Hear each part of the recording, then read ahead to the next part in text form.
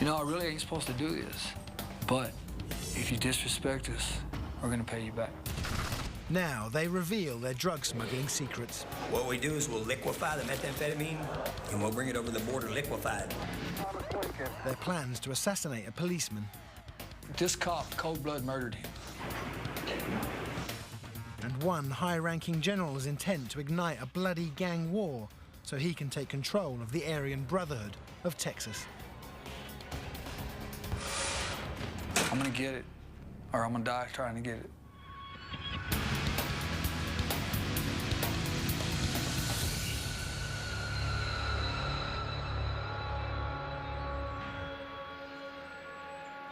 Texas has one of the fastest-growing prison populations in the country.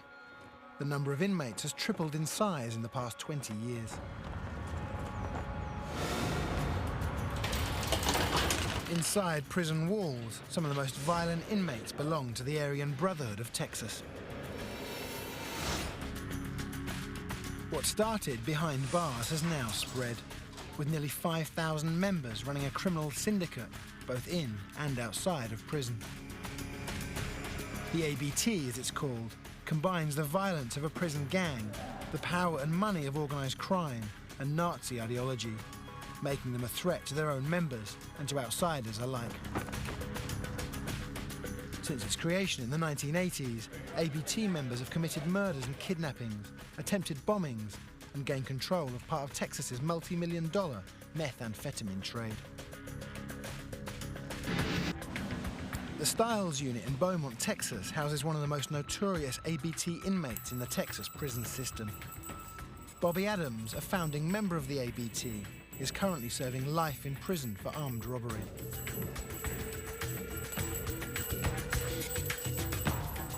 Adams and a group of white inmates founded the ABT to protect themselves from the other racially divided gangs in Texas prisons.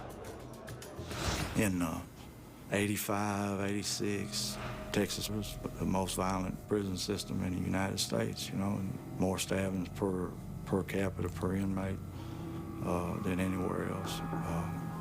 It was pretty bad. It was, you know, there was stabbings on the rec yard when it was in population, chow halls, you know, you know, a lot of it was racial. My idea was that we couldn't organize the Mexicans, we can't organize the blacks, but we could organize the whites. The ABT is governed by a council of 5 generals, collectively known as the Wheel. Each of these generals controls a region in the gang's primary territories, Texas and New Mexico. It's set up on a military-type deal, but it's really 3 things for the membership. The spiritual part of it is the brotherhood, financial part of it as far as making money, and physical. We come together to counter any type of problems, you know. Because it's outnumbered by non-white gangs in prison, the ABT operates on pure terror. They believe the more ruthless the violence, the stronger the message. If you mess with us, we were going to get you, right?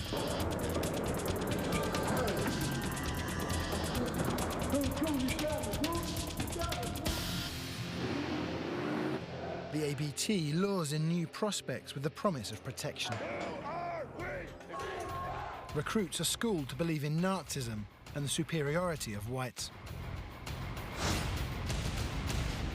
Tattoos of swastikas and SS lightning bolts indicate their allegiance. Gang members must earn the right to wear these bolts by committing acts of violence for the group. This ABT member has agreed to speak, as long as he can hide his identity. The cuts on his face are from what he refers to as an accident the night before. He has been an ABT member for over 10 years and believes he's defending his heritage. Our race is being bred out of existence right now.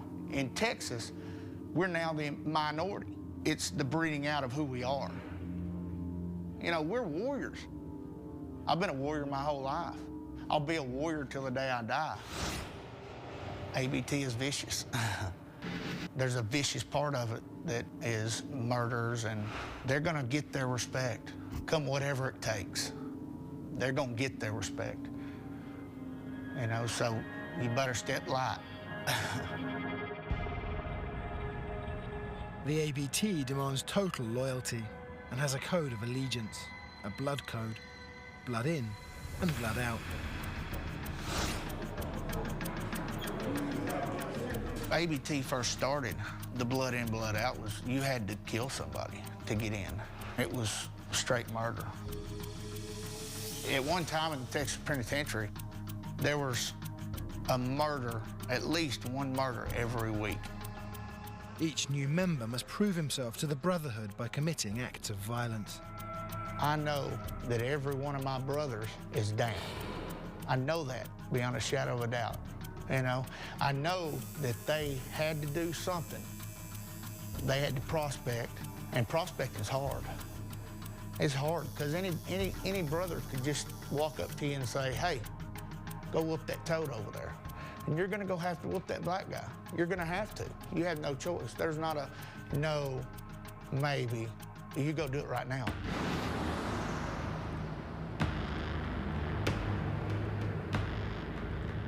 The rising level of violence associated with the ABT has captured the attention of the Anti-Defamation League, a watchdog group that monitors white supremacists and other hate groups. ABT violence is literal overkill. You know, inmates who have been stabbed 70 times, people whose bodies have been dragged around in full view of either the yard or security cameras, you know, where other people can see. Killings that are meant to make a broader point than just getting rid of the victim. Anti-Defamation League has tracked racist prison gangs for quite some time. And one of the reasons we've been spending more time on this is because increasingly these groups are present not only in the prisons, but on the streets. And so they're causing more problems than before. And so we've been devoting more time to them than before.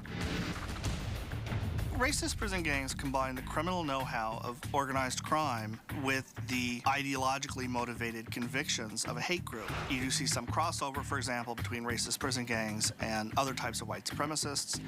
You do see the presence of hate crimes among their criminal activities.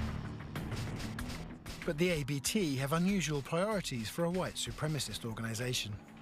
They will work with black and Mexican gangs if it means turning a profit. Their organized crime aspect comes first, and ideology comes second. With the Aryan Brotherhood of Texas, for example, they're even explicit about this in their official documents, that the business comes first. They will make a strategic alliance with, for example, a Mexican gang for some particular reason, like control of the drug trade in a prison or some mutual benefit. I'm about making money, and, you know, hating somebody, it don't make me a dime. I don't care if it's a little green man from Mars. If he wants to do some business and he treats me with respect, I'm gonna treat him with respect, you know. The actual amount of profit linked to ABT drug trafficking is unknown.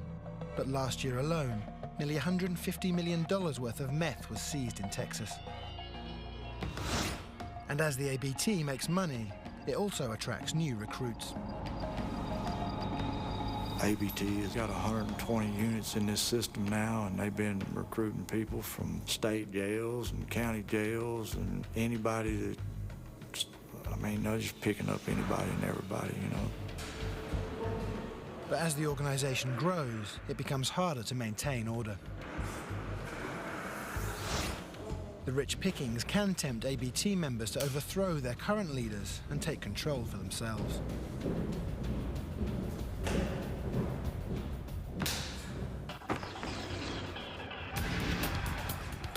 And one ABT general has decided to do exactly that. I'm not scared of them. I don't fear them. This is the end of a chapter and the beginning of a new chapter. And next, revenge breeds revenge as a policeman becomes a target.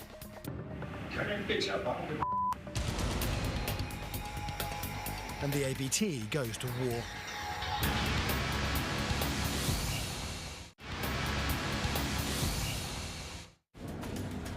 In Albuquerque, New Mexico, 340 kilometers west of the Texas border, the city's regional correctional facility houses one of the commanding generals of the ABT, James Thompson.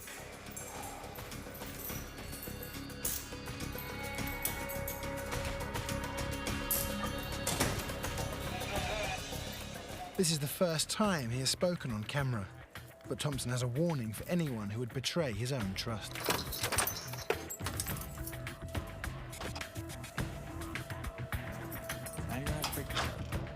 You know, I really ain't supposed to do this, but the other generals, you know, they're behind me. But, you know, if you disrespect us, we're gonna pay you back. Sometimes it can get pretty messy. Thompson is plotting to destroy the current ABT leadership and take sole control of the gang. When I set out to do something, I'm not gonna let it stop me. It's like, you know, a wolf. Even though he's a predator, if he gets trapped, he hits you off his own foot to release himself, you know? If I really want something bad enough, I'm gonna get it, or I'm gonna die trying to get it. Convicted of multiple crimes, including theft, burglary, assault, and dealing drugs, Thompson spent nearly a quarter of his life behind bars. He joined the all-white Aryan Brotherhood 11 years ago when he first went into prison. When you go to prison in Texas, there's a lot of things that go on inside. When somebody comes over and tries to steal from me and I try to do something about it, and then I get clicked on by 10 or 11 guys, I want somebody there that's gonna be able to back me up. Some of the guys that represented ABT were the more strong, more dominant white folks in prison. And I'm a natural leader, so those are the people I was attracted to. Within the Brotherhood, Thompson quickly rose through the ranks. You gotta prove yourself, you know? So I'm willing to stand and fight for what I believe in. It's a matter of life and death in here. That's what people don't realize. Thompson thinks of himself as a warrior preparing for battle. Clashes are common between rival gangs, but Thompson has now turned to fighting within his own organisation. He and his fellow generals want complete control of the ABT and its money. They went formed their own wheel and just created a big old mess, you know. It's like a bunch of sharks that are feeding frenzy. They're out for themselves, you know, and they're out there, they ain't paying no attention to nobody. According to Thompson, the old leadership is taking the ABT in the wrong direction by betraying their brothers in order to turn a profit. Thompson's vision for the future of the ABT is to make more money by keeping its members out of prison and on the streets, projecting the image that the ABT is a legitimate organisation. Thompson plans his takeover of the Aryan Brotherhood of Texas from the isolation of his segregated cell block. Even though he's locked up, he uses a network of ABT members on the street to conduct gang business. The federal government has even accused him of allegedly approving a murder from inside his cell. Inmates have a right to communicate with the outside, but the prison monitors all his messages. If his communications are linked to any illegal activity, he can be prosecuted. But there are ways to get around these measures. My mail's under extreme scrutiny. You know, we just don't write stuff out in plain black and white. We use a lot of metaphors and stuff like that. But it's just a lingo that we have, that we understand each other. And Thompson has devised other ways of getting past the prison scrutiny. You can send messages with people that are getting out. You know, not all the COs are, you know, there's dirty cops inside there.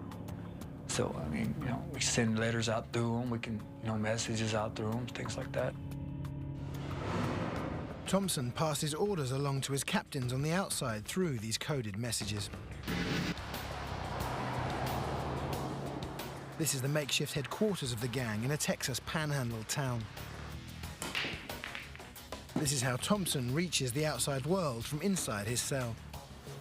Due to the ABT's military-like structure, any communication from Thompson is treated as law by his subordinates. I gotta see my shield. The senior captain, known as Lucky, reports directly to Thompson and the other ABT generals. So you follow the order, period. Whether you think it's right or wrong, it don't matter. You follow the order. You do what you're told, when you're told, and how you're told. Lucky lost his leg in a gunfight. He joined the gang after his arrest for drugs and aggravated assault. I've been pretty mean in my life. I hit a confidential informant in the head with my crutch and knocked his ear off. And when the fight was over, I put his ear in my pocket. And later that night, when they arrested me for aggravated assault and booked me into jail, I laid his ear on the counter. I'm a part of a family that has some hard men in it. Lucky and his city captain, Peanut, are ABT members who have earned the right to display gang signs and tattoos. It's the ace and the deuce, which is AB. The only thing that I have as far as anything significant as far as ABT is my life date, which is 2707. The life date marks the day Peanut was finally accepted into the gang. That's the day I become a brother. That's the day it started for me as a whole. It's my life date. Then I got ABT on that arm. And a swastika with a 5-point crown on it, representing the 5-point wheel. And then on my stomach it says 100% honky. And then my patch. Believe me, some of the meanest men in the world are Aryan Brotherhood of Texas. Back in the Albuquerque Regional Correctional Center, Thompson is chained to the wall while he uses the phone. A correctional officer listens to every word of his conversation with Lucky. Hello? Hello. What's going on? What's up, bro? Just thought I'd call and see how y'all were doing. Have you heard From Thumper? Yes, sir. About Hawk. Thompson wants to make sure Lucky is staying in contact with the other generals, Thumper and Hawk. All right, I'll get a hold of him for you. He's trying to talk about some paperwork that relates to their takeover, without the guard understanding. Well, have you got that struggle writ done? I'll get you that paperwork within the next day or so, okay? I've kind of been lagging behind a little bit, but... So we need to get on it as soon as we can. We needed it done a while back, but however, as soon as possible. All right, brother. Much love. I'll talk to you later. Bye. Lucky not only carries out Thompson's verbal orders, he also oversees gang correspondence, receiving up to 80 letters a week from Thompson and other ABT officers in prison.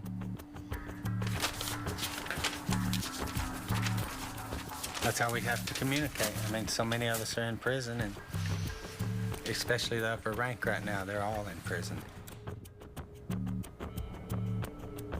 Letters and phone calls from the gang leaders in prison are passed on by captains like Lucky, who send them on to members across the state.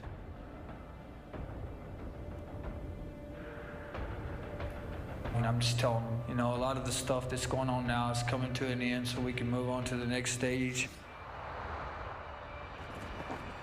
The next stage means that Thompson is ready to make his move against the existing leadership of the ABT. While a Brotherhood member on the inside reveals the secrets of the gang's deadly meth trade, the ABT on the outside declares war on the police. And Thompson could soon be joining them as his release date comes closer.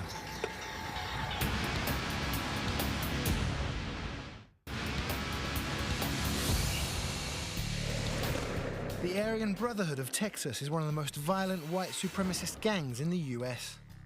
But in the world of high-stakes drug trafficking, their white supremacist beliefs often come second to their desire to make money. The highest percentage of their income is from methamphetamine. Because of its centralized location, Houston is a major distribution hub for the meth trade, which also makes it the center of power and profit for the Aryan Brotherhood of Texas. Millions of dollars in drugs and drug money flow through the region each year. In the Harris County Jail near Houston, Chevy Parnell is serving time for robbery. Parnell has been in the Brotherhood for 15 years. Yeah, I'm in for life. I'm bolted in. It means I shed blood for the family and shed blood for the organization. I'm in the enforcer branch. It's more or less the police arm of the organization. Parnell is loyal to the existing leadership. He's trying to stop James Thompson's bid to take over the gang. The Aryan Brotherhood of Texas split, all right? And we're trying to get the bros that split back in the line. So we're in a civil war. It's kind of bloody. There's been several murders. Like Thompson, Parnell is segregated from the prison population. I'm considered a high-value target because I've been affiliated with the Brotherhood for so long. So they segregate me in order to keep me from hurting anybody else or to keep me from being hurt myself. Parnell, like Thompson, orchestrates his business from his cell as prison officials monitor his communications with the outside. He could be prosecuted for any illegal business he conducts, so he uses code to evade the guards and relies on members on the outside to keep the lines of communication open.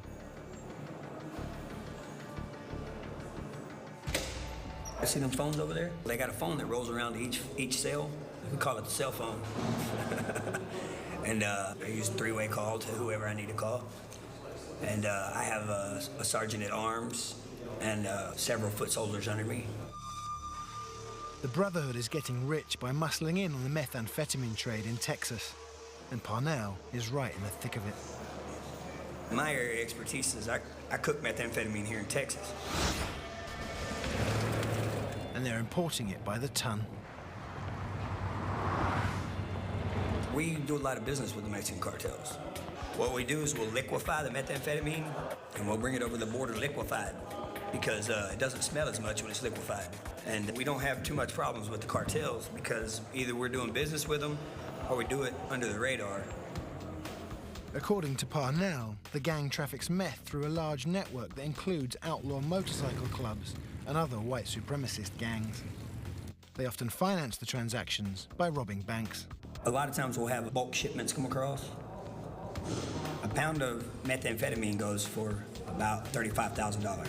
And we'll have several hundred pounds come across. We'll have to get with the upper members in order to secure that much money, or we'll have to what's called hit a lick. We'll hit a bank to secure that much funds in order to pay. Or we get it on more or less a layaway basis. They'll give it to us and allow us to pay it off in installments. As we sell it, then we pay the money back slowly.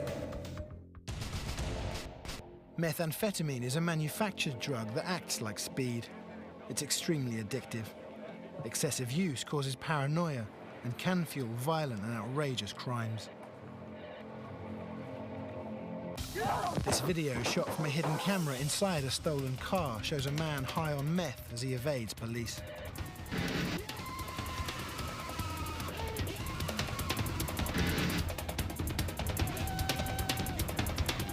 The drug is dangerous, and for the ABT, extremely profitable. But it causes huge problems for law enforcement.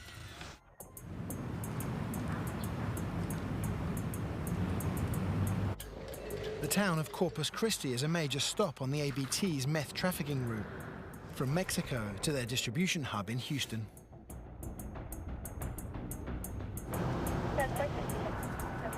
On the streets of Corpus Christi, Sergeant Paul Lesowski works on a tip he received about a dangerous Aryan Brotherhood leader who just got out of prison.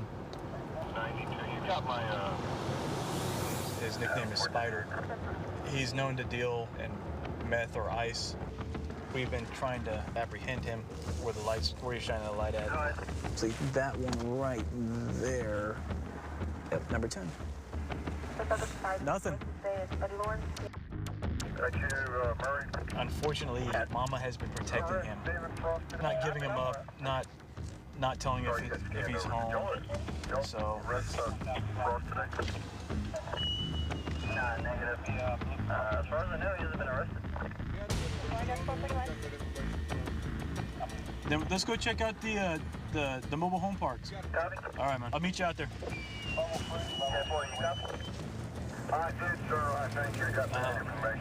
I believe he has several felonies on his record. Actually, he just got out of jail, in fact, for, I believe it was for possession of controlled substance.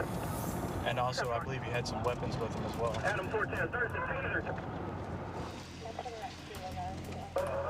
You want to go in and see what we find? Sounds good. There's some banditos that live out here. There's also some ABT, and it's kind of their little, they like to call, compound or stronghold. Everybody knows everybody in this mobile home park, and the person that we were talking about earlier also lives out here. And the thing is that he can pretty much, if he ever gets in trouble or if he ever gets to be wanted, he can move from one of these mobile home mobile home to mobile home, and we could never find him. So it's kind of difficult trying to get in here and kind of catch him if he doesn't want us to. There is no sign of the suspect. For law enforcement, trying to break the ABT meth trade is a constant battle. Drug crime is ripping apart Texas communities. Was he gang-related? I'm not sure. I'm checking that right now. Even the ABT itself is not immune. Rampant drug use is a major source of friction within the gang and causes problems in the ranks.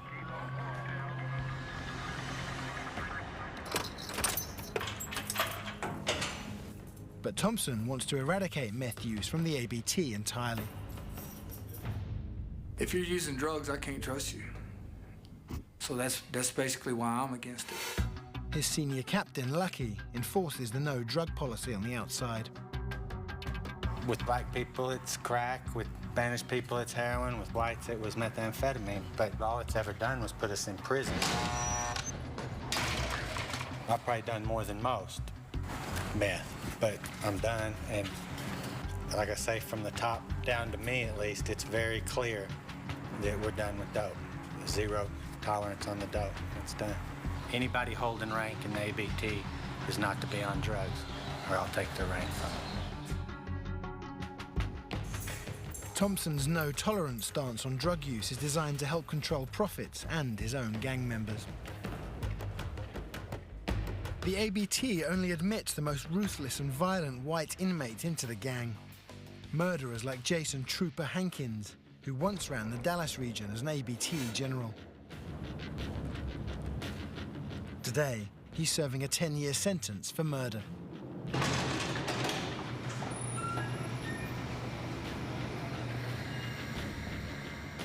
35-year-old Trooper has been behind bars for over a quarter of his life.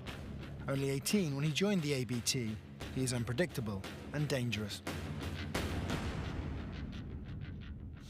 In the penitentiary, when I went down, there was a lot of racial violence. Everybody down in the mid-90s was getting down with gangs. There were some good old schooler dudes that taught me, schooled me. As a young recruit, Hankins learned how the ABT maintains power through terror. If you cross the gang, they will kill you in a violent and public way. Inside prison and on the street, people fear ABT retribution. One of the worst offences against the Brotherhood is informing, and it's punishable by death. If you snitch, if you're an informant, you're automatic. Got an X on your back, a hit on you. On August 1st, 2006, Trooper and 2 other gang members turned on an associate they believed had broken the gang's most sacred rule. They feared he was giving police details of gang crimes, so the ABT murdered him. The guy was sedated, beat up, took to one location, and then took to another location, wrapped up in a chain link fence with cinder blocks, taken to a pond where he was put into the water and then stabbed in the throat, down the throat, with a knife about that long. Stuck it down his throat. Dallas police detective John Palmer worked this murder investigation and gathered the evidence that led to Hankins' conviction. They're trying to use terror to frighten people. They want to make sure whoever they're dealing with believes that they will carry out any threats they issue. Detective Palmer and the Dallas police have been struggling to contain a rise in ABT violence. I think we can limit them. We can be vigilant. We may slow them down, but I don't think we'll ever stop them. But as police pressure the gang, the ABT fights back.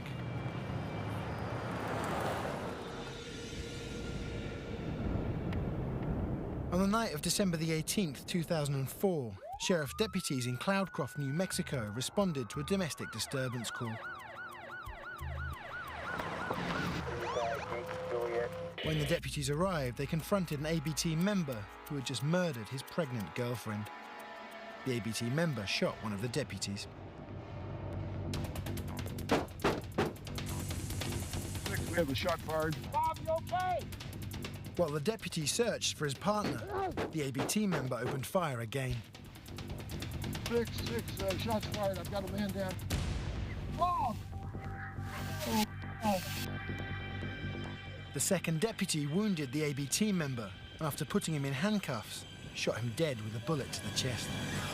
The killing outraged the Aryan Brotherhood of Texas, and they demanded revenge.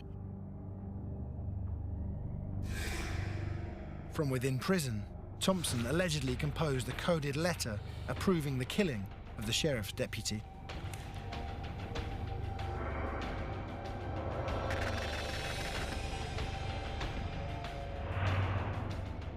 An ABT meeting was assembled to plan the murder. Undercover federal agents, posing as ABT members, infiltrated the gang and set up a hidden camera. The New Mexico ABT leaders had no idea they were being recorded. How's everybody doing? Y'all step up.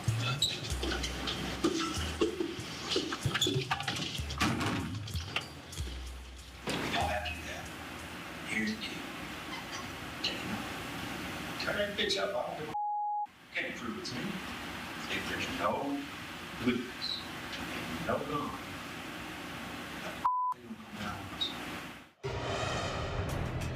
The FBI arrested the gang members before they could carry out their plan. They charged 2 ABT gang members with conspiracy to kill a law enforcement officer. Both men received 10 years in prison. Although James Thompson was accused of writing the letter approving the killing, his trial ended in a hung jury, and he was acquitted of all charges.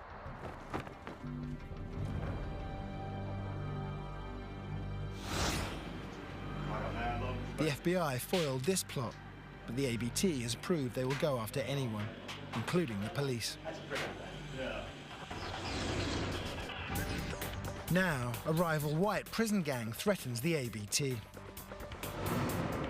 And Thompson steals a tactic from his rivals. What's going on? And steers the ABT in a new direction.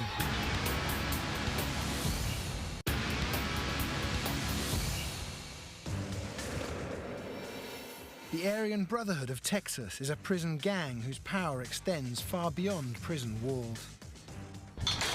Inside the prisons, the ABT recruits the most violent white men with the promise of making money and belonging to a brotherhood. You got to handle your business. You have no choice. You have to represent. It gives you something that makes you not want to be a bitch, per se. You know what I mean? It gives you a reason to fight over and above anything else, because now I'm representing the Aryan Brotherhood of Texas, you know, and I've got brothers that depend on me.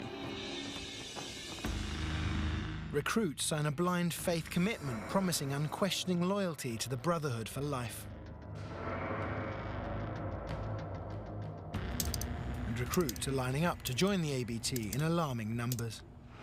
Watchdog groups like the Anti-Defamation League monitor racist activity and are working to understand the growth of racist prison gangs.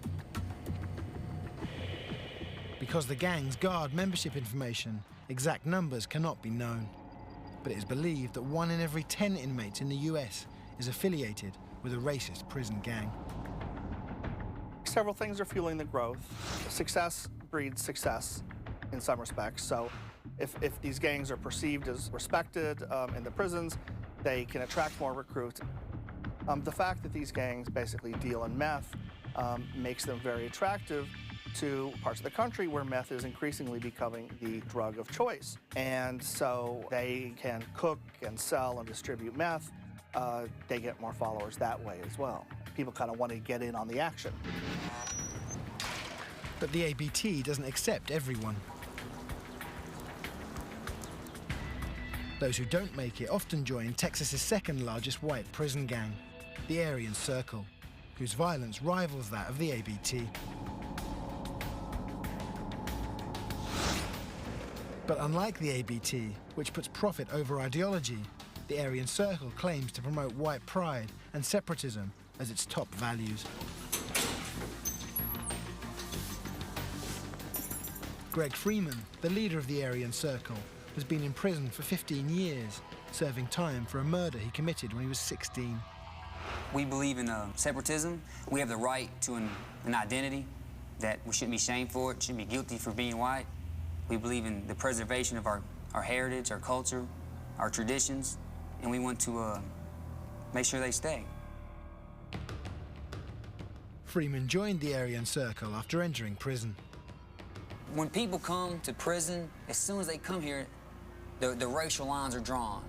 There is no, I'm not gonna acknowledge my race. If you're black, you're immediately going to the black side of the unit. You segregate yourself. It's a natural segregation. In the world, you don't have to, because you can duck and dodge and do your own thing, but in here, you're forced to deal with it. He was attracted to the Aryan Circle's white separatist beliefs over the Aryan Brotherhood of Texas, who will work with other races if it means making money. It's almost a crime to have an identity if you're white in the free world. It's really a simple matter that, as a race, our numbers are dwindling. We're going to be extinct before too long.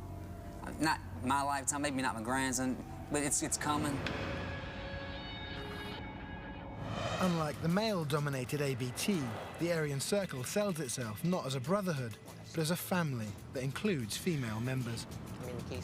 Cheryl Buchanan, also known as Wicked, is one of 4 board members of the Aryan Circle. She oversees all Texas Aryan Circle members in the free world. Wicked keeps the gang's secret paperwork and controls the flow of communication from leaders in prison to soldiers on the outside.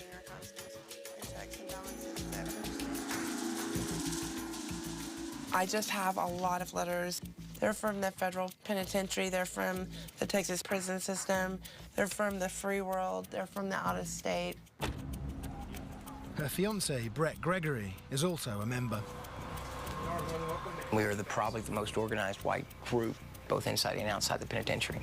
We are individuals with white separatist ideas and values. We are for the betterment and the procreation of the white race and for family. Both Wicked and Gregory have done their own time in prison. I got busted with heroin, cocaine, and methamphetamine. Gregory was 18 when he was incarcerated. He credits prison with forging his white supremacist beliefs. You know, you go to the penitentiary and you pick a side, and that is the side that you were stuck with. And a lot of whites, you know, they don't have really a choice. You know, you have to, you know, represent yourself, or it's going to be bad.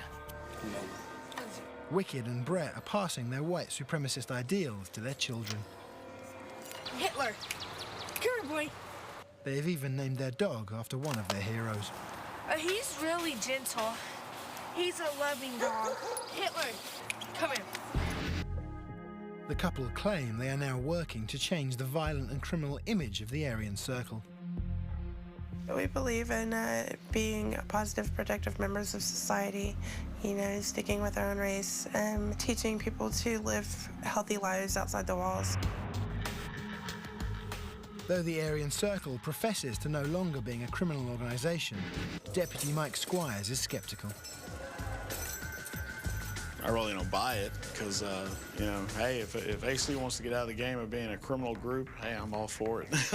But do I really think that's going to happen? No, I don't. Either way, the mainstream message of the Aryan Circle is only fueling its growth in membership.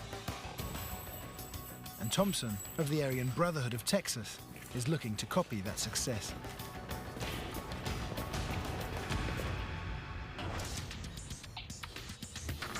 Now, his faction of the Aryan Brotherhood of Texas is trying to distance itself from the brutal history of the gang. The savage and sometimes random killings, the wholesale trafficking and abuse of methamphetamine. Thompson claims he wants to take over the gang to push the ABT away from illicit drug trafficking and into the mainstream.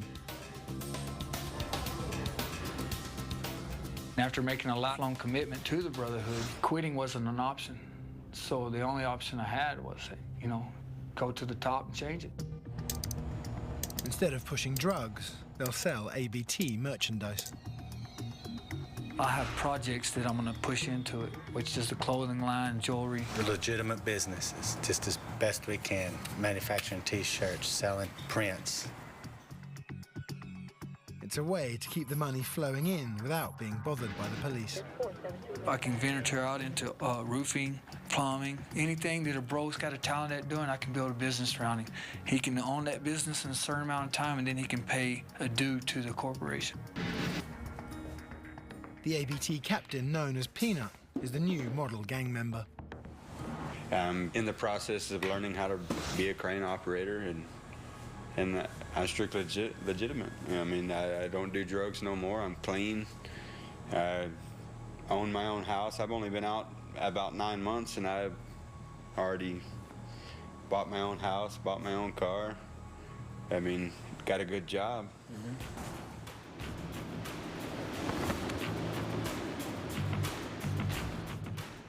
The next move in Thompson's power struggle is to stage a very corporate-style coup. They trademark the name and symbol of the Aryan Brotherhood of Texas.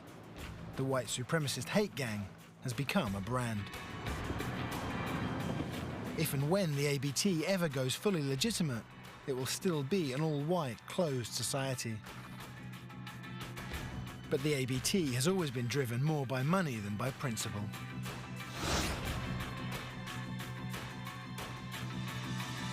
Who invented the telephone? Who invented the automobile? Who invented the airplane? Who invented the computer? Who invented electricity?